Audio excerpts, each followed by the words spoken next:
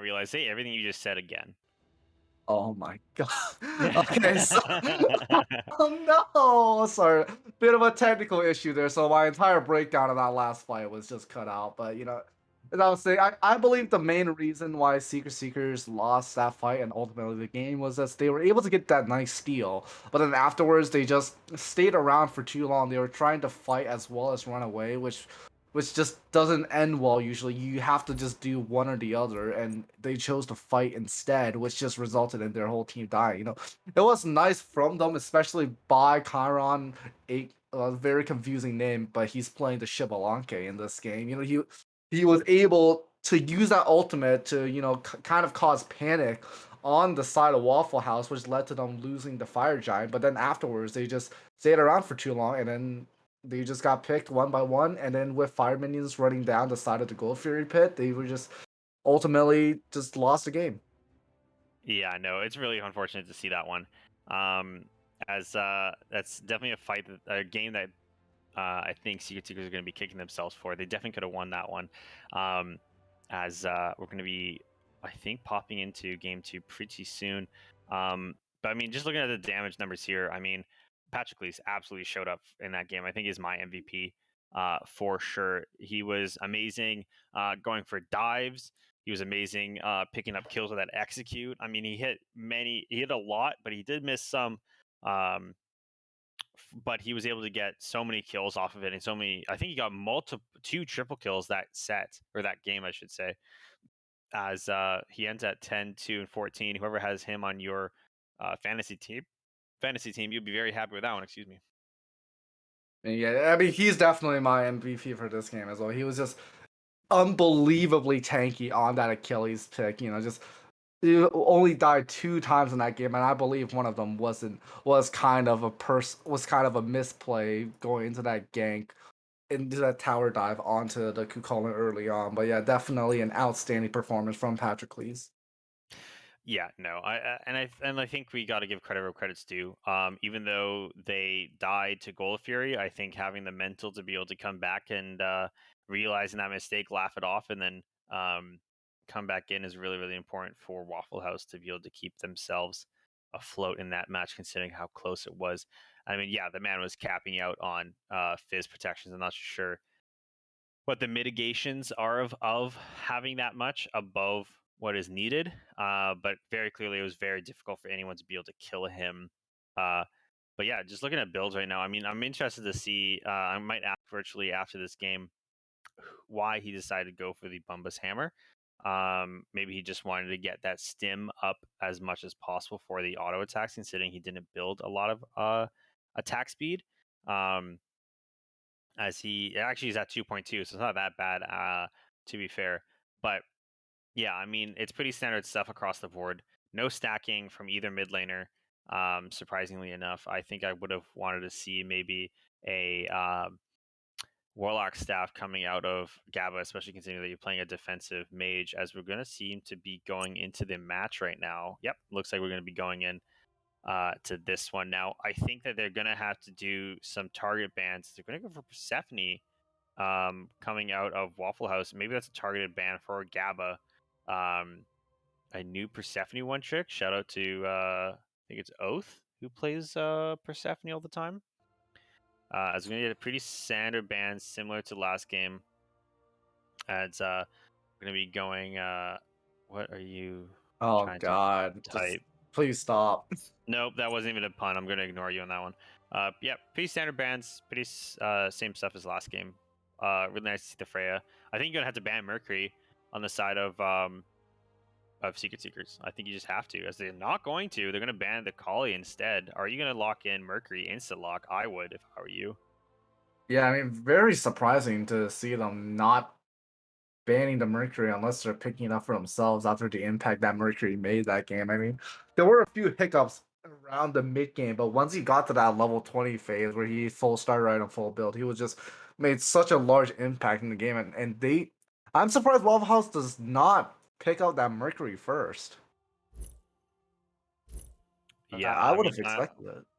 yeah, no, exactly. I think that the Achilles Mercury pick would have been the ones to go for on this one. As hopefully we get. No, we're not going to get the right spelling. for Yeah, either teams. Once again, as I really hope that Seal actually gives us the right spelling. Um, thank you. no, he's not gonna So we do do it. get the Nemesis response. No, okay. Stop the jokes. Yes, just yes, please. Thank you. Nope, that's a C, not a K. But all right. Secret like normal. Yes, that's yes. Secret. Yes, thank There you. we go. There we go. Round of applause for Seal, please. As they decide that the Expo wasn't the problem last game, they want to keep it as they're going to be able to pick up this Nemesis instead. Maybe a counter pick to see whether or not they're going to be able to pick Mercury. Um, as Osiris can definitely be played in the jungle, but I'm not too sure how successful he is in it. I'm Yeah, a bit perplexed by that pick, to be honest. I'm probably expecting that to go to the soul lane, but we have seen Osiris Jungle in the past before, and I still think Osiris Jungle is a very strong pick that can definitely work, especially against Nemesis, because that just the amount of damage mitigations you get from not only his passive but also his tethers from his third ability, just being able to just basically just prevent so much of the damage coming in from his way. A 35% damage reduction. I mean, if you're in a 1v1 in the jungle, that is just absolutely massive. I mean, it's just at that point you're basically cannot win that fight if he's able to tether you and then stick onto you. So if that does end up being an Osiris jungle, it can definitely be very good against the Nemesis. Yeah, no, 100%. I think that it's um, a interesting pickup for these Nem and Expo who both can dash out of it. As they do lock in a Ganesh. I know that Post Drama is very well known for his Ganesha. Um, so it's nice to see that he's going to be able to play it this game, as I think it actually would have been a really good pickup last game for the Mercury, but it's nice to see that it's here now. The Jingchen getting picked up for Waffle House is nice to see as well. They decided that's something that worked for them very well. But surprisingly, is that Secret Seekers actually, I just realized, did not want first pick in this game. They wanted second pick. Yeah, I guess they really thought that they could have they thought that Mercury wasn't really the biggest problem and that they were fine letting them have it first pick again, and they just figured maybe there was some other issues they had to work on. Yeah, I definitely like this Chan pick a lot, especially into here now. As Chan is gonna be an incredibly hard counter pick to the Nemesis. That Nemesis having no CC immunity on his ult. If she gets caught out by the Chan ultimate, the whirling Rage of Wind and Steel. Sorry, what did I just say? Whirlwind of Rage and Steel. There we go. Nemesis will basically have to use her beads every time unless she just wants to die. So I think she will have to go beads early as the first relic. I think I will be very shocked to see if the jungler on the side of Secret Seekers decides to go for the blink on the first relic, because Yeah. it'll be a very hard early game for her. Yeah, and I think like even more Jing Chen, with how good he is into Nemesis, because just using his Furious Roar, it reduces basic attack damage by 50% when it's max, which is your second or first max ability, depending on what you're going to be going for. But that's a lot of Second, reduced damage. Like if you don't have CC to save your Charybdis, if you just hit them with this, I mean, they're going to do half damage on those auto attacks. what are you maxing besides your first ability on Chen? The root. The root barely goes up. It's like 0.1 seconds every level, I believe.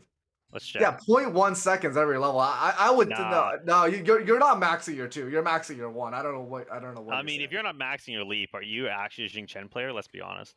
Oh yeah, look at that. Wow, 40 protections. That's a lot of protections, man.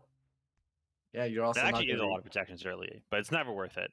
Yeah, no, Um, if you're not maxing your one on Chen, you're trolling. I'm sorry. It's just the fact. yeah, I mean, you're going to be doing absolutely negative damage with that 50% early game. As we do see Amaterasu pick up into the Jing Chen, interestingly enough, maybe going for more of a big ulti um, comp from the Secret Seekers, as they do, as Woffle House actually picks up the Ravana. Um, Now, interestingly enough, that Osiris and Ravana both can flex into either lane. I really hope that Ravana changes his skin because he can't play TMNT skins in competitive matches as they decide to lock in the Agni once again. Yeah, I mean, I think it's more likely that it will be going on to the well, should I say the right roles for each character. I believe the Osiris will be in the solo lane and the Ravana will be in the jungle. A very interesting mashup that they decided to pick the Amaterasu into an Osiris. I would believe that from personal experience, Alma really does not do that well in that matchup. You can't really box out an Osiris early on. Alma's early game is not really known to be the strongest. I mean, recently, most Almas have decided to go for the Golden Blade early on to help her out with her mediocre clear, but there's a good chance that the Osiris will be going for that too, so that will mostly even out the playing field. And in just pure boxing, I think Osiris just wins almost every single time. It's gonna be really hard for Alma to have much pressure in this lane. So we're definitely gonna see how the matchup is gonna go if the junglers decide not to intervene, because I think that she's definitely gonna struggle. Yeah, I mean the Osiris is going to be really, really good into that comp. Is going to be able to stick onto the X-Ball quite easily, forcing out his dash. As we do see a Baba Yaga pickup, I am a massive fan of Baba Yaga. I think Baba Yaga is super underrated. I think is an absolute powerhouse in mid lane, especially considering this is a stacking meta where you can very easily stack two items and have both finished by the time that the other person has two items online as well with double flat pan or the like. So I really hope that we see a Warlocks into a Book of Thoth because that ultimate, once you get those two items finished, you can almost 100 to 0 someone if you get them with a full ulti damage. If you hit one potion or one line and get a full ultimate on someone at level 8, you can 100 to 0 someone like all the way. It's really, really scary. Yeah, I mean, I have a question regarding the Baba Yaga pick. How do you feel about if someone were to go Gauntlet of Thieves on Baba Yaga?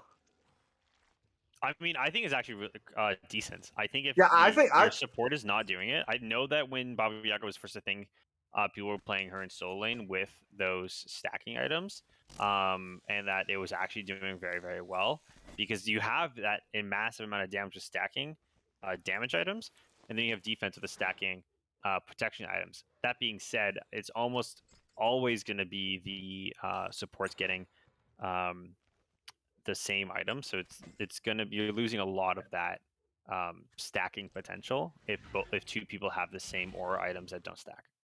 Yeah, but I'm not really concerned about the aura. It's more just because the stats themselves, just for the individual player on Thieves for the price is frankly it's crazy how Yeah, like stat effective that item is given the price. So like you're probably not gonna go for it like first or even second item. It's probably gonna be something that you build later on in your build once you've gotten your damage and you feel like you might need a little bit of survivability in these fights. As our cameraman mentioned earlier, you could go Urchin as well. Personally, I think that Thebes might be better because if you don't understand how Baba Yaga passive works, the less stacks an item needs to fully stack, the more essence you need to get that stack. So even though Urchin only needs 7 stacks, you're gonna have to grind a lot harder to get those individual stacks. So yeah. I So for an item like that, and for Chiron's coin, it takes a half a bar to be able to get one stack. So if you have a full house worth of energy, you're going to be able to get two stacks in Chiron's coin or two stacks in Urchin. Now that's not crazy difficult to do, considering that you're going to be able to get those stacks passively while you actually play the game, regardless. Um, they are really, really good long-term investments if you do decide to go for them. It's just a question of if you think that you have enough damage, anyways, and you're overkilling people. That's when you would build defense. I, If I you're think overkilling people, for sure. I think personally Baba Yaga already just does a crazy amount of damage where you would kind of want that last defense item because that you are even though it's gotten a lot of buffs as of like you are still pretty vulnerable while you were ulting as Baba. You do have that nice HP shield that you get, but you have no damage mitigations while you're in that house, shooting those projectiles. And a lot of times people will want to use everything to kill you while you're in that state because you cannot use your relics therefore you're quite vulnerable. And then either you have to cancel out of your ultimate, which means you're gonna lose out a lot of your damage, or you're gonna take a lot of damage and potentially die because you can't use your relic. So I definitely think that you definitely don't want to overdo it because you are still a mage and you need to do damage. But I think on Baba having one defensive item, fifth or sixth item in your build is a really good idea. Yeah, 100%. It's gonna be looking like it's gonna be an absolute banger. Now, if you were to, I don't know if we have actually said it. Who do you think won draft? Oh, I haven't. Yeah, I think again, I think both teams here have gone away with very competent drafts. I don't see any notable weaknesses here from any of the picks. I think they're all pretty good at what they do. Maybe they're not the best picks for each role, but they are definitely very good. In terms of who would win these, you keep asking me these hard questions. Well, actually I already know it's gonna be Waffle House because Zurich Anime has decided to go Blink First Relic on the Nemesis into a Qingchen and a Ravana. Yeah, Yeah, I mean that's true. yeah, he is bold to say the least to make that play. I I is that mean, let's just check Twitch chat right now and see who they voted for. Right now, it's only one vote for Secret Seekers. Actually, I think we just have a whole bunch of Secret Seekers stands in the chat. Um, but yeah, it's looking like Secrets are. I mean, if I had to choose one, I think I had to go for Secrets myself. Actually, both teams are really really nice. I'm just not the biggest fan of Ravana in the jungle. I think the animes should just absolutely tear him up. In theory. And they do have the late game of the Baba Yaga X Ball, who's going to be absolutely chunking people out. Now, if there is anything that I could predict of who's going to win team fights and who's going to win this game, I'm going to have to put it on Waffle House. I think they're going to be able to come out this one, especially considering that they know how not to mess up because everything that could have gone wrong last well? game did go wrong. So they know not to mess up and where to do it. I think that Secret Seekers are going to be asking a lot more questions. Yeah, there's a little Goal Fury. Secret Yeah, Seekers are going to yeah. have to ask a lot more questions about the team and about themselves to be able to realistically understand where they're going to have to improve on. Um, as we have constant fighting in mid lane once again. This time, no Mercury going in level 1. And no Agni committing onto that dash, as they're going to get a lot of damage here. I actually wouldn't be surprised if they wanted to go for that invade, considering how many minions are still up for Waffle House to clear. Yeah, Zurich Anime could have definitely attempted to go for the backhand invade there, but I think it's fine to just hold off on that as we see a early gank here. Probably not going to result in anything. This is what I was Yeah, talking about earlier, is just Osiris has so much pressure in this lane, especially against a pick like Alma. And we already saw how much of a menace Patroclus was on that Achilles in game 1, so he's definitely gonna have quite a show for us this game, hopefully. yeah, no, I think that Patrick is going to show up again. Especially, do we get a blink actually, a full commit onto the Alma, but nothing past that. Not enough damage this early on. I mean, ever since the 9.5 patch, I think that it's been just so much harder to get these early game ganks, especially in the solo lane, as you just have so much more base health and base protections at this point. It's a lot harder to go for those early games, and especially on a pick like Ravana that doesn't really have a lot of damage until his items get online. It's just gonna be really hard to get those early kills. I mean, funny enough, we actually see a blink on the Amaterasu, which is very ambitious, trying to face this Osiris, considering the matchup they had last time. I'm very As bold for sure. Waffle House is able to pick out this. Actually, not even. That's a red ward right there. They know, anyways. They know better. They'll back up a little bit so they don't get ganked by that Nemesis. Yeah. Interesting though. Both junglers going for early ganks, where in my opinion they really shouldn't be. I mean, realistically, what's a level 2 Nemesis gonna do in a gank? I guess dash in, go for a slow, and then dash out, as we do see Patroclus. Did he? Yeah, he did pick up that blue buff by himself, so very nice solo invade there, and it's just the pressure of this pick is just so strong at this point. As you see, he's just completely fine in this lane, just absolutely dominating this Amaterasu pick. Yeah, I mean it's pretty clear to see that this Olympic not getting the teleport was a big early game mistake, as I think that there's going to be a lot more pressure coming out from this Osiris pickup, which is known for a counter pick actually into Amaterasu. Interesting to see it's been reversed, as Nemesis is going to look for a gank here actually. Really nice blink, really nice dash actually for the drama, as you're going to try to follow up. Really nice double dash. He's going to get a lot of damage, but it's not going to be enough to kill anyone, as Cryptus' safety is just too strong. Yeah, I mean, that Whirlpool just prevented almost any threat that would have happened in that gank. I mean, at this point, level 3 Nemesis, she does have her shield at the very least, but without that ultimate, you just really have a hard time having an impact in these fights.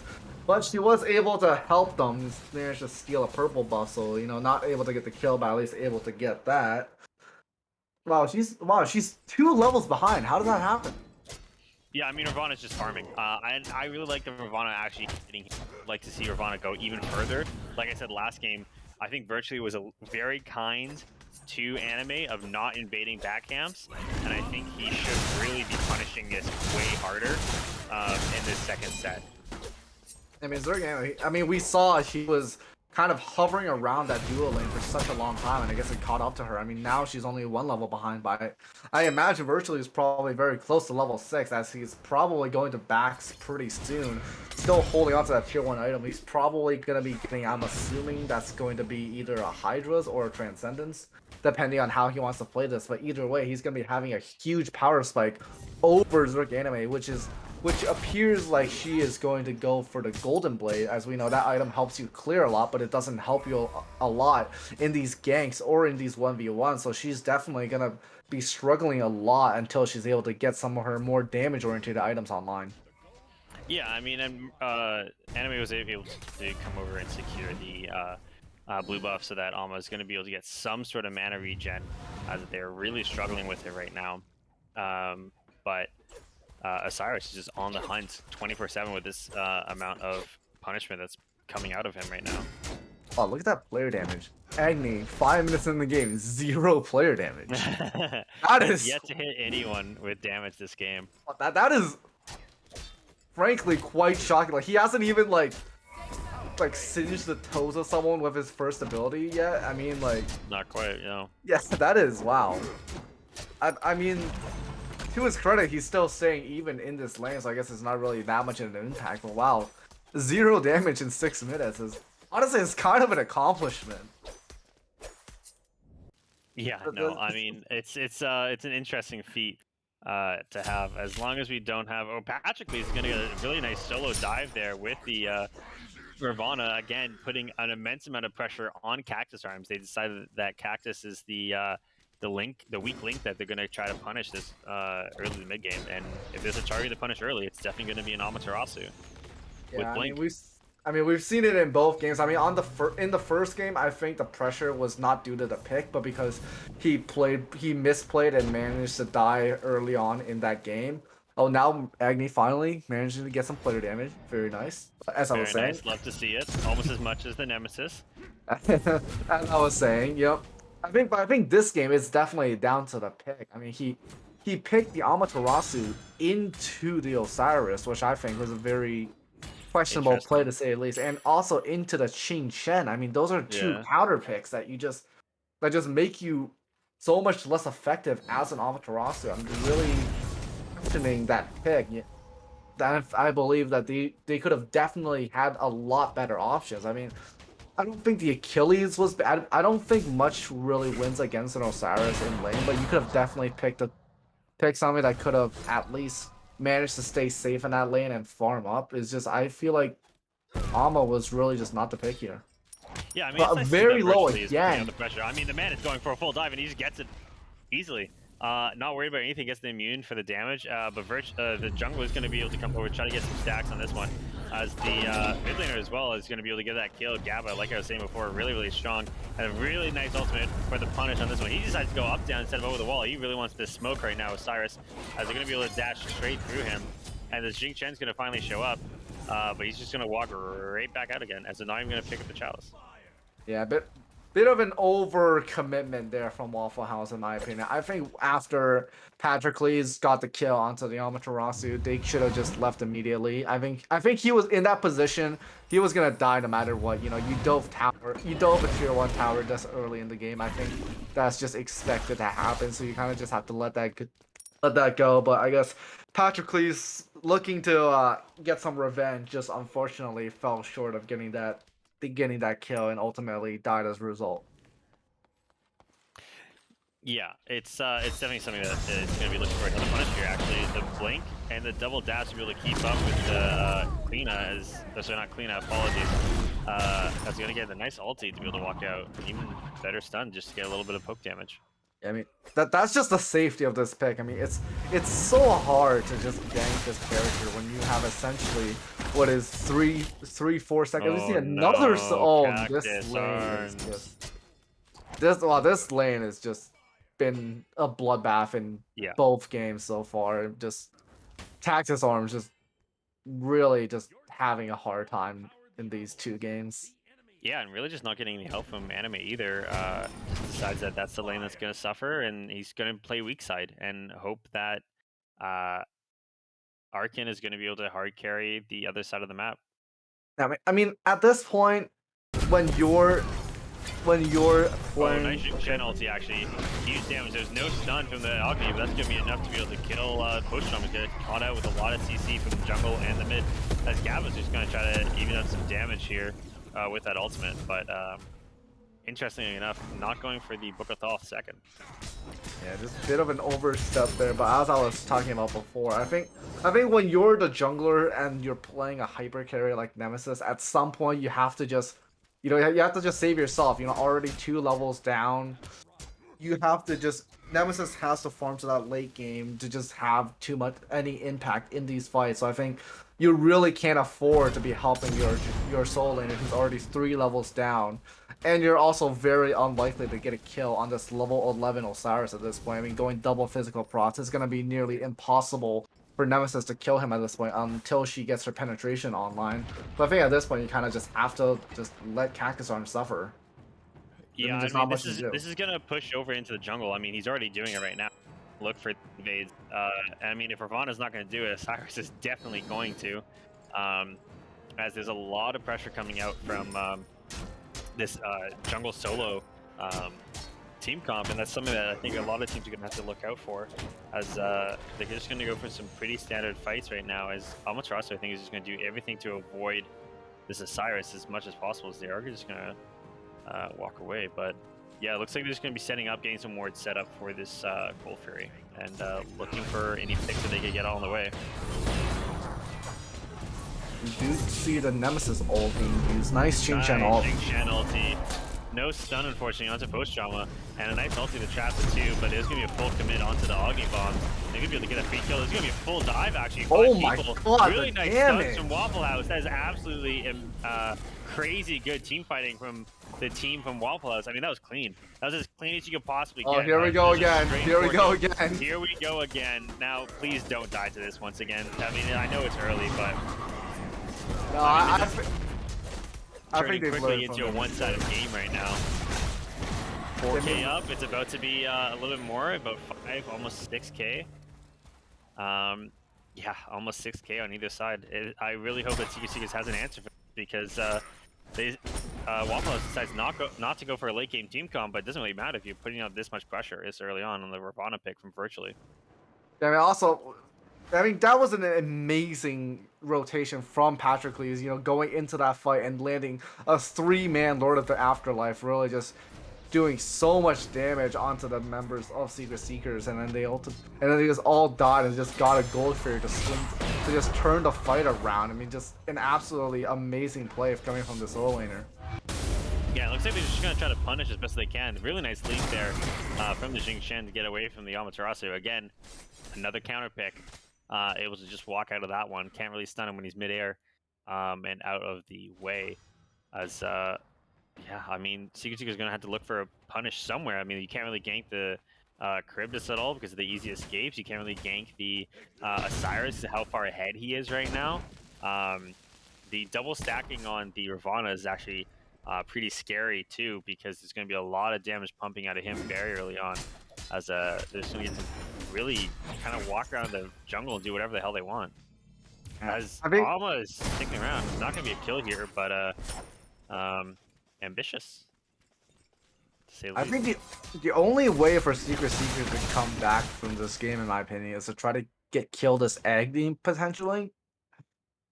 Because as you mentioned, both the sidelines at this point. I mean, Charybdis, as we mentioned, impossible to gank. Osiris, impossible to gank. They're gonna try again, but yeah, like, what are you supposed to do against that? Just those 3 seconds where she's just immune to everything. It just makes it almost impossible to pick this ADC. So you Yeah. kind of just have to go for the mid laner. But you know, Agni, I mean, as an nemesis, you still really don't want to try to dive that Agni. I mean, he's got pretty good self PO, got a very nice dash to get away, and also the ability to just turn around tons of damage in a short burst. But I think at this point, like, who else are you gonna kill on the side of Waffle House?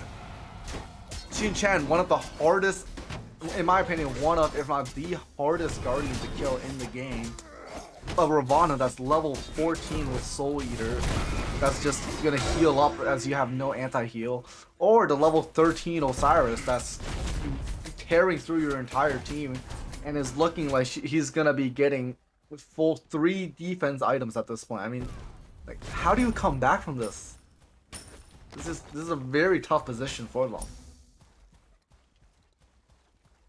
Um, yeah, I mean, I don't know. This is a really tough one. I think they're just gonna have to get picked before team fights and then try to be able to get that fight off. I mean, it's gonna be really, really difficult for them to do this. It's gonna be a full team fight here. It's gonna be able to look for this one, as Amaterasu is gonna have to burn that ultimate early, and they're gonna get picked up by the Jing Chen, and she does not have beads. It's gonna be a lot of damage coming out of this Agni. Agni's gonna get 2 bombs and gonna be a kill immediately onto Cactus Arms. I mean, it just feels absolutely bad, as the Osiris ulti earlier was really, really strong. He's gonna get a full dive back onto Nemesis. It gets a really nice ulti, but this Agni has 30% cooldown already, so it's really hard to do anything with these bombs going over the top of walls and stuff like that, and just pumping out damage after damage after damage. As Gav is going to look for an ultimate in response. I think he's just trying to do anything. They're just trying to just throw anything at the wall, and Waffle House is doing a really good job at engaging and then disengaging and re-engaging once again. As very ambitious coming from the AEC, diving into tower, trying to get some damage. Nice stun onto post trauma, but I don't think it's gonna be much after that. I mean, this is just Ravana is again being very ambitious. I think they're just really pushing their luck right now, trying to do anything and everything to push this lead that they have. Maybe they're trying to damage them out so they can get a objective like a tier 1 tower off the map, but I'm not just sure what all this needless fighting is for. I mean, if you're looking for the objective, I think, yeah, they're on the wrong side. They're on the wrong part of the map. I don't think a tier 1 tower is next to the speed buff. But yeah, I think that fight started with Patroclus trying to go for maybe a ward or maybe an invade onto either the backhand or the speed buff. And then you saw there he was in a 1v3 for like what 10 seconds, and then he took less than like 30% of his 30% of his HP. I mean, at this point, he's just so incredibly hard to kill. I think Secret Seekers at this point they have to realize they cannot fight them. They have to just look for farm anywhere on the map, you know. At this point, there's not really any objectives to fight over except the Gold Fury that's going to be spawning very shortly. I think, honestly, they might have to just let that go. Just look for something else on the map, maybe a tier 1 tower or anything. But at this point, they really just need to try to get any farm and just hope that they can survive the late game, and maybe the Baba Yaga can carry them through her insane late game damage. But at this point, yeah, it's just a very hard cliff for Secret Seekers to climb. Yeah, I mean, it's going to be extremely difficult for them to be able to do anything in this team fight. I mean, they need to do something. I'm not too sure what they're going to have to do for this one. They're going to have to, I think, eliminate this Agni. He's doing a lot of and over top of walls. Jing Chen, very low, almost pulled, I'm going to call it Waffle House from now on.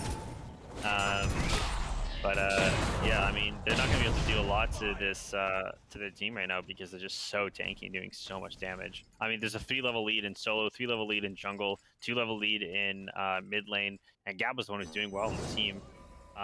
There is actually a post-trauma lead on the other side, but there's a 3-level lead coming out of the Waffle House ADC, according to meme. Yeah, I mean, they're gonna have to pray for a miracle and really pull off a very flawless team fight if they're gonna be able to force a mistake out of Waffle House, because what I think they're gonna have to pray for is that it's gonna be a major mistake in a team fight, which I doubt is gonna happen. Yeah, it's either gonna be a major mistake in a team fight or a major mistake by an objective that somehow manages to pentakill Waffle House. I think at this point that they're praying for that Primal Fury to just wake up from the graveyard and just get another quad at this point, because I don't see how they're gonna come back like any other way. Yeah, no, I think that it was. I mean, it's really, really difficult to be able to come into this game. I think that yeah, they're just gonna have to win a team fight. It's hard for me to say. The Waffle House is playing really, really tight this game, especially compared to last game, uh, being an absolute dominant force. But I would love to see if Waffle House is going to be able to force out a little bit more from them, as they're going to get a free blink away from the soul laner of Cactus Charms. I mean, it just shows you how much pressure this Osiris has. The man is walking at 4 people right now, 1v4, with no fear in his mind. He just wants all the smoke right now. I mean, look at his health bar. Look how far He's it's gonna running go. at That them right now, 'cause 1v5. he He ulted. wants all the smoke. There's no way he lives this, right? Only the Agni is here to support him. I mean, he has a lot of mitigated damage with those abilities, and he's going to be able to walk out. I mean, that's ridiculous. The fact that he Man, can walk in 1v5 and not die to the team after he up-downs on that ulti. I mean, he doesn't even have that many protections, but the amount of mitigated damage that he has with his with his passive, as well as with the items that he has, is incredible. I mean, that Oni Hunter's Guard, just adding damage mitigation on top of it as another kill. Yeah, I can't even dive the backline. This is really, really rough to see, as they're going to get Amaterasu is blown up by Steel, mentioning Chen ulti as well. Virtually going to go into Arkin onto the backline. I mean, this is looking really, really rough. Unfortunately, misses the ulti coming out of meme, but they're going to get the kill regardless, as I would love to see them going for Fire Giant. It looks like exactly what they're going to be doing. And they're going to be able to take this Fire Giant and being 20 minutes into the game.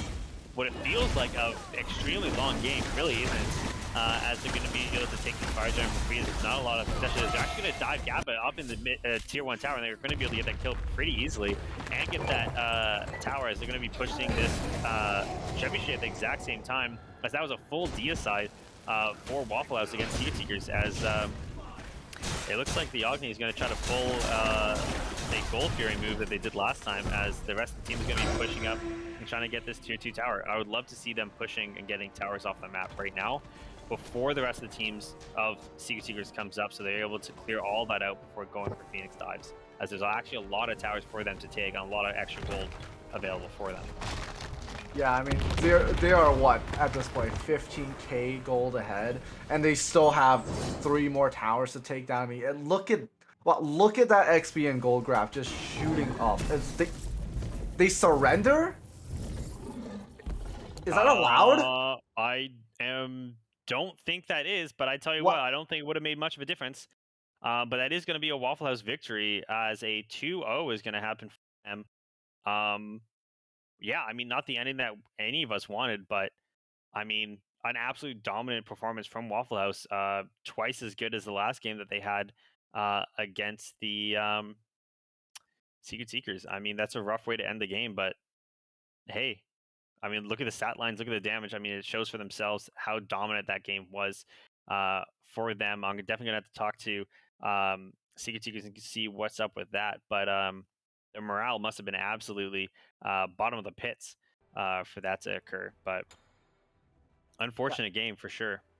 I mean, but like, to surrender a game in a tournament is just, you have to just be so sure that there's just no way to come back. To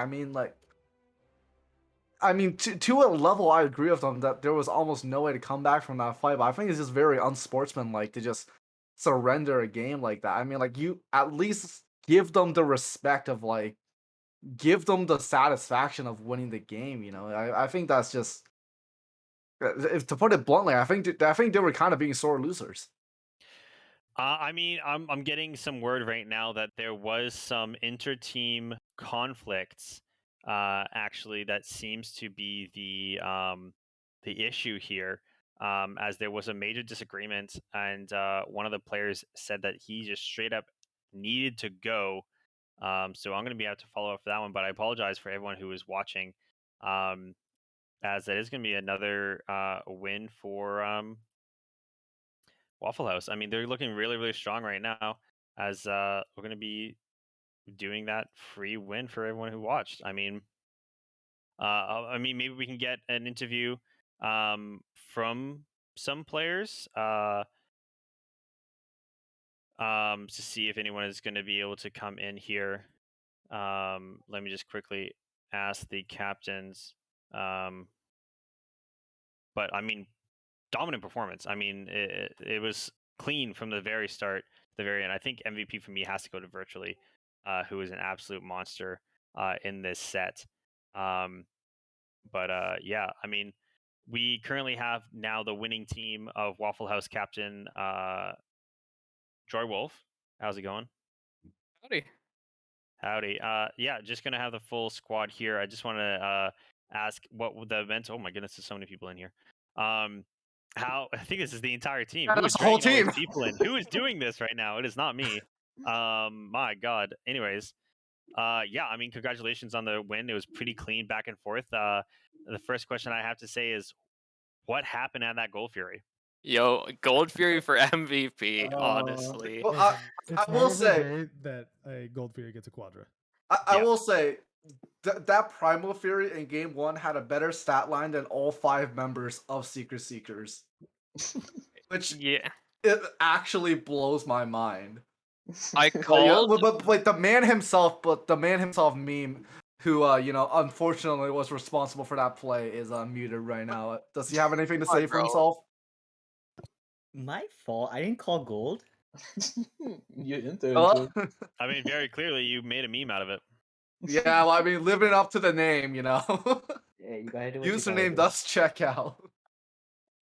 But to answer your question, I called the back. I'm like, all right, we back, and then Gold Fury, and then I don't remember who it was, but somebody's like, nah, we get this, and then That might have been me.